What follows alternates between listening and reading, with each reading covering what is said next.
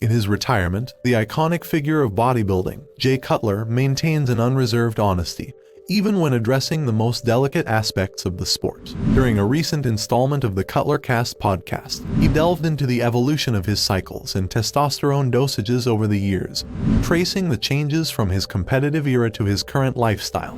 Having solidified his position as a leading contender in the men's open category during the 2000s, Cutler fashioned a career by consistently surpassing expectations. Despite several instances of being a runner-up at the Olympia, his unwavering determination bore fruit in 2006 when he toppled the reigning 8-time champion, Ronnie Coleman.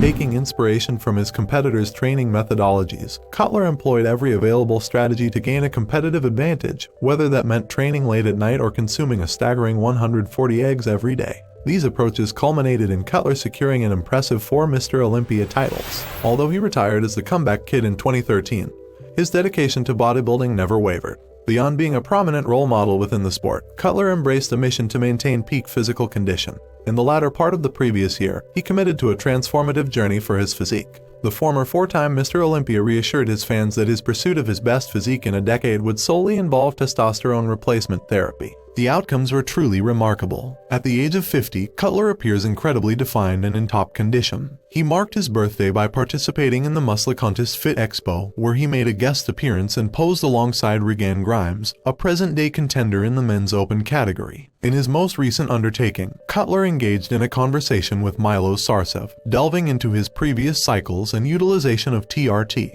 Cutler clarified that he administers a weekly dosage of 200 milligrams of testosterone, in contrast to Sarcev, who maintains a minimum of 1,000 milligrams. "I'm going to get better and better now. I know we were arguing last time and Greg Dowsett, shout out to our buddy Greg Dowsett, did a big story on us. Yeah, he did a story on TRT. And Milo's suggested dosage like test levels," shared Cutler. "I talked today to Dennis. He was on 450. I said that should be illegal," said Milo Sarcev. "You said?" "I said with 300 would it be okay?" asked Cutler. "You said it would be for a female. And Greg agrees with you. Like a 1,000 is a roundabout number, but yeah, it is. I think 800 is like 700 minus 800 is probably what would be a comfortable." "I never went under 1,000 nor do I plan to," replied Sarcev.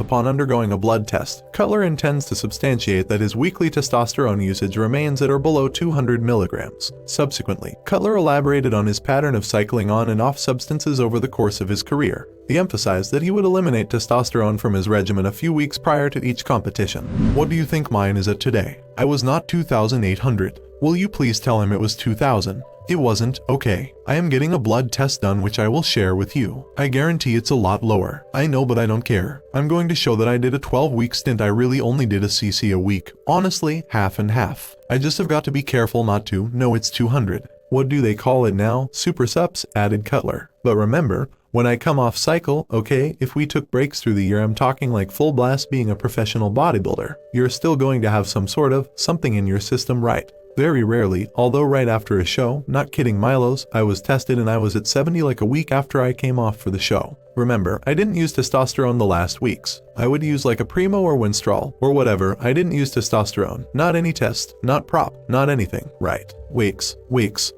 like 6 minus 8 weeks. I've done it different ways. Not to say I've done it every way. We've talked about the 8 minus 50, right? I did that for my last 2 Olympias. 9, 10 was that kind of dosage. I never did it before then. I was afraid. I was holding too much water back then." While Cutler ceased the use of performance-enhancing substances in his cycling approach, he pointed out that this didn't imply a complete discontinuation of compounds, as he recognized their potential to linger in the body for weeks or even months. "I had to figure out that anti-ease, which I told you I didn't use for a lot of the shows. When we cycled off for 12 weeks, 20 weeks, of course, there's still going to be stuff in our system, right? When we say off, meaning just like I'm not taking anything at that point. I don't have a journal like yours, dude. Like, okay, this is what I took. I don't have all that. And every time, it was dependent on what was available and how my body was reacting. If I felt I didn't need a certain this or that, I didn't do it." Ultimately, the individual hailing from Massachusetts reflected on the efforts invested in reshaping his physique for the Fit for 50 endeavor. "For 12 weeks I was on 6 meals. I trained consistently. I started cardio again. Ask me how I feel. I do feel better at 232 than I did at 245, meaning I feel more energetic. So maybe that's a side, but at the same time, if you said how do you feel in the gym, are you stronger? No, I don't do any more weights. I recover the same. My appetite is definitely way more now. Dude, 90 minutes of cardio a day is a lot. This wasn't the initial instance of Jay Cutler discussing his utilization of TRT. Several months ago, the bodybuilding legend disclosed his consistent use of 200 milligrams of testosterone, and based on his recent disclosure, there hasn't been an escalation in this dosage. Even if Jay Cutler is incorporating super supplements to enhance his workouts at the age of 50, it doesn't alter the reality that his enduring physique remains the result of numerous years of unwavering commitment, persistent effort, and resilience.